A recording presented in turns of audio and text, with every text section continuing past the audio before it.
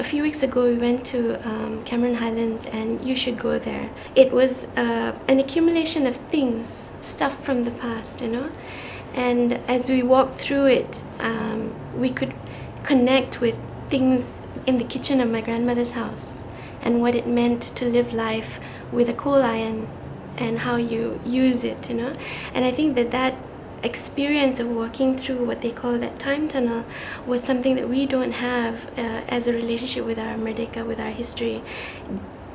Is somebody remembering all the bits and pieces, putting it together in one place, and when we walk through, when the next generation walks through, are they making their own connections with what Merdeka has meant and will mean in the future for our young people and for the country?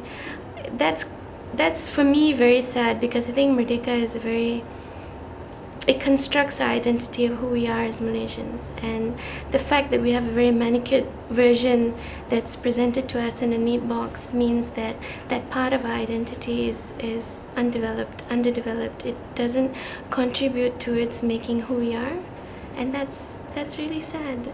I think that for a Malaysian person today, not to have an idea of independence construct who you are, I mean, that's such a great loss. It was such a big battle. It meant so much to so many people, and it constructs so much of our current reality. It's a loss not to be able to engage with it in a very realistic manner. One of the things we saw in the time tunnel was these posters of the P. Ramlee films, and they had the main actress in very revealing clothes, you know. So we sanitize our past because it's unpalatable to our present, and that's such a tragedy. You know, what kind of people do that? People that can't bear to face where they've come from, and how do you expect to build a future then, you know, if you can't constructed on the reality of our past, the bad parts, the good parts, the parts that you're embarrassed about, but you have a response to and a striving to do better if you think you want to do better. But I thought she looked gorgeous. Well, I am actually very hopeful. I'm hopeful because I've seen a number of youth initiatives, and you know, I walked into Subang Parade one day and I saw a whole group of young people trying to get people registered as voters. I didn't know a single person.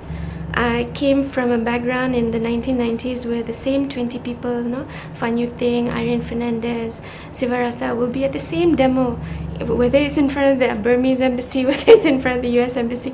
They're the same 20 people who come for every event, you know. So I have so much of hope when I see these young people, and you're right, they're very smart, or, you know, very clever in one area. And I think depth of character is old school. I love it. I think that, you know, my generation aspires to it, but I think that these kids have something that's much more powerful and very much more practical than we ever had. The tools for change that they have at their fingertips to mobilize in one direction was for Zapin or for a reinterpretation of Merdeka are much more powerful than we ever had when we were 18 or 19. We'd have to physically draw up those leaflets, cyclo-style them, go and distribute them. I mean, just to get one word out. And I think that the power they have is terribly more different. I mean, terribly and a good thing at the same time. The issue is that perhaps they've not been pushed in order to utilize that in a very in a manner that we would think, wow, that's amazing. But I think that that's coming, and I think that no matter what, people, whether they're as old as we are or as young as the kids out there, life will push them, and when life pushes them, they will have so much more to push back. And I'm just waiting to see what that would entail, and I'm filled with so much of hope. I think that the difficult parts are actually related to youth and their perhaps engagement with issues surrounding sex, actually, because, as you know, from where I work, in terms of health, that's the biggest risk right now. and not so much as to whether they have the capacity to engage with their political and social environment. And why I say sex is because our generation has failed in making information accessible, so much so that the price to pay from not being well informed is actually very high. So I think that, and some challenges face us right now in the country. I mean, there's a lot of hype around teenage sexuality. And that, I think, is a very critical debate because it constructs society in a fundamental way. And that is the fearful side. The hopeful side is, of course, young people's aspirations, their technical knowledge and all of that. But the fearful side is whether they'll be brave in addressing the social, what do they call it, prejudices of what is acceptable behavior and not. And if they will find the strength to realize that sex is a very natural part of human life and young people are sexual beings no matter what you say. Young people in Malaysia have a sexual debut age of 19. Our average age of marriage is 29. There's 10 years of sexual activity that everybody is saying is not our problem, and it's a public health issue. And whether young people on their own will have all that they need in order to give themselves the services, give themselves the information, and not turn out broken adults because everybody's dissing them for choices that they make, you know. So I think that is very important, because you can be technologically and materially and wealth-wise very evolved, but this is where we failed. When a 13-year-old boy wants to know about sex, where does he get that information? And I think that that's a real big danger, because the strength of a society is also based on its honesty, not only with its past but also with its present. And I think the part about the present that we're not honest about is the sex. I think that you know, in terms of denying the obvious, there's only so much of denial that they can do.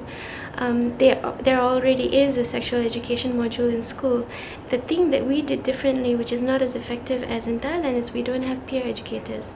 So we don't have young people training other young people. We've got very old people that themselves don't talk about sex to anyone, let alone the next generation. And we're asking them to teach. And they've come out and said, look, they're not equipped, because nobody taught them either, you know. So I gave a talk in Monash, and we were discussing good porn versus bad porn. And where do you go and find good porn? And what is the definition of good porn? Because really, when it gets down to some certain type of questions, there's no sexual education module that's going to teach you that. You know, there is going to be information amongst your peers, information of people with experiences that you're going to have to rely on. So that level of raw honesty is something that perhaps the Ministry of Education is never going to do, but they've shown the capacity. What they do is they outsource it to MAC, needle exchange, or condom distribution, whatever it is. So it's just that I think that we can do it. It's just a matter of getting sufficient information about the implications out there. I think the reason why baby dumping is highest in amongst Malay young people is not because of the Malayness. It's more because of the fact that a lot of young Malay people have less access to resources than any other young people's group.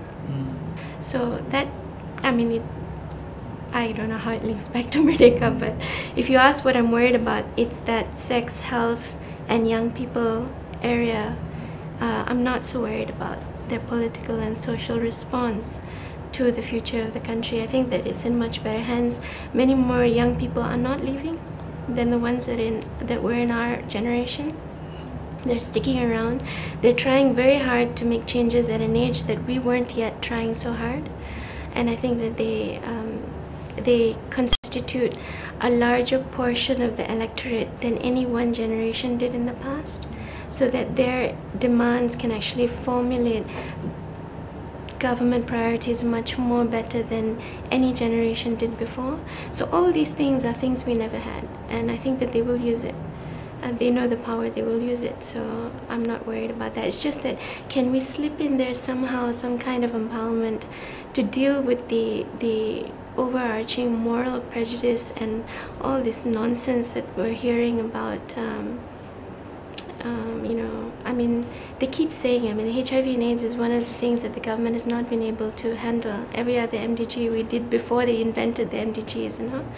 But whether or not we're able to provide them that freedom, I mean, sex is such a wonderful thing. And there is so much of baggage and negativity and so much of fear and, I don't know, all the other things that doesn't construct a strong intellectual, spiritual, and psychological being to deal with everything else.